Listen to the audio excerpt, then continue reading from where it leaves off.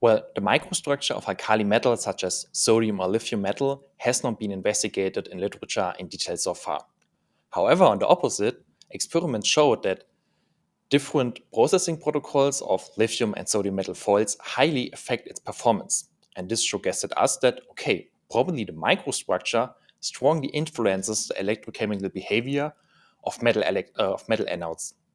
And accordingly, this knowledge would be of high importance for the development of reversible alkali metal electrodes. Then, in a collaboration with Professor Jeff Sakamoto from the University of California in Santa Barbara and Professor Linda Nazar from University of Waterloo, the overall aim of me and my colleagues Till Fuchs and Yuri Becker and our supervisor Professor Yannick was to investigate the microstructure of electrochemically deposited sodium and lithium metals at a solid-solid interface. Initially, we started with just sodium and lithium metal foils to get a rough idea about the microstructure and to check what kind of grain sizes we roughly expected. Then, in the second step, we tried to alter the microstructure by quenching molten liquid sodium and lithium in liquid nitrogen. And here the idea was not only to alter the microstructure, but also get a kind of feeling about the temporal evolution, whether we observe some grain growth or not, because sodium and lithium has a high homologous temperature and do have a pronounced grain growth would be likely. And then in the last step, we characterize the microstructure of electrochemically deposited sodium and lithium films, as well as the evolution during the deposition and, on the opposite, the dissolution behavior, which is for us super interesting because no one in the community so far managed to do so.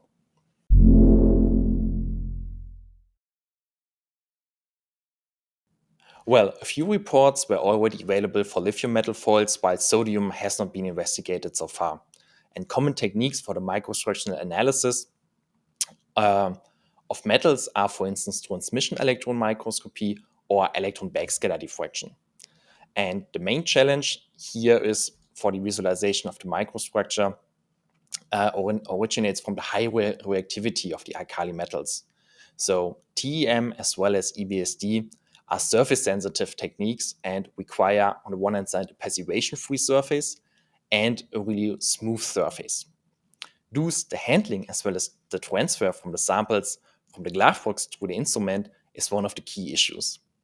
And the second challenge is the preparation of a suitable cross-section of the electrodeposited alkali metal films, which can be imaged by one of these techniques. However, transferring under inert gas and cryogenic conditions is quite tough for TEM, and TEM exhibit only a limited field of view in the range of a few micrometers. However, the previous reports for lithium suggested a grain size in the range of several tens of micrometers. And here, TEM might not be the best technique to analyze the microstructure of these films, or of lithium and sodium. And then, in teamwork with Till and Yuri, we developed a protocol to prepare, on the one hand side, cross-sections of the electrochemically deposited sodium and lithium layers by using a cryogenic FIP procedure, as well as a transferring under inert gas conditions and cryogenic conditions to avoid any surface passivation between the preparation and the analysis.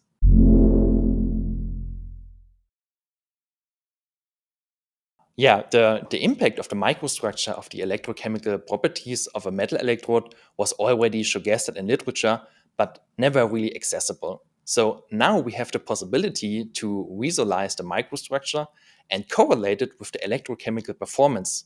And so we can gain a fundamental understanding of the underlying processes. For instance, the formation of pores is one of the main issues of metal electrodes during the dissolution, so meaning the discharge, as it leads to contact loss at the metal electrode interface and due to polarization effects. So what we can try to answer right now is the question, can we mitigate the pore formation by controlling the microstructure of the metal electrode? And this allows us a deeper understanding of such processes and tailor new solutions to optimize the microstructure and hence the electrochemical performance of the electrodes.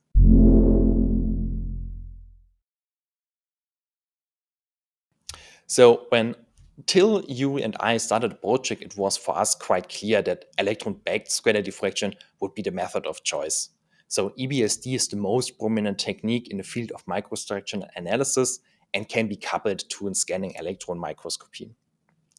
In addition, also EBSD provides a much larger field of view compared to TEM, which is important for alkali metals because they exhibit a really large grain size in the range of several hundreds of micrometers.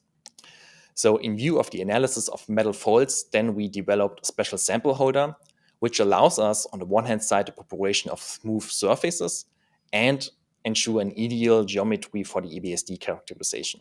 In contrast to the analysis of the metal foils, for the sample preparation of electrodeposited lithium and sodium, as well as the in situ EBSD experiment, we used a cryogenic plasma FIB preparation route, also here to achieve a suitable cross-section for the analysis. We first figured out that sodium and lithium metal foils exhibit a very large grain size in the range of several tens to hundreds of micrometers for lithium and up to hundreds of micrometers for sodium. However, we also showed that we can alter the microstructure by, for instance, quenching molten lithium and sodium in liquid nitrogen and then achieve a much smaller grain size. More importantly is that we did not observe any substantial grain growth during storage of the quenched lithium and sodium during room temperature storage. And then for the electrodeposited sodium and lithium, we identify a columnar grain structure, which is different compared to the mechanically prepared metal foils. Surprisingly, we observed that the growth of grains during the electrodeposition not only in a vertical direction, but also in a lateral direction due to the motion of grain boundaries, which results in a consumption of grains. So meaning a kind of grain coarsening during the electrodeposition. And finally, we identified that during the dissolution process, so meaning the discharge of a battery, the dissolution or pores forms or seems to form preferentially at the metal electrode interface, but not directly at the grain boundary, but more within a grain.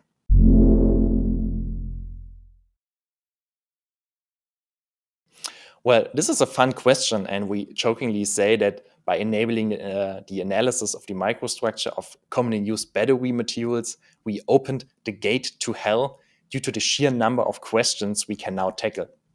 So I guess first and the most important question is that while we now have a rough idea about the microstructure, especially for the electrodeposited metals, is how do the deposition parameters in principle influence the microstructure? So meaning the current density, the applied stack pressure, or also the temperature. And if we then thinking a step further, the subsequent discharge or stripping process after the plating is of interest and how it influences the electrochemical or the electrode's microstructure. And one question that we have asked is there a certain orientation of grains that is more beneficial for the stripping than others? Furthermore, or moreover, our EBSD protocol can be also extended to other components of a battery, such, for instance, an alloy electrode or composite anodes or cathode materials. Also here to address key issues or key questions regarding their morphology or microstructure during the battery cycling. And additionally, we aim to share this technique with project partners and colleagues from various fields of expertise to collaboratively explore fundamental and scientific challenges.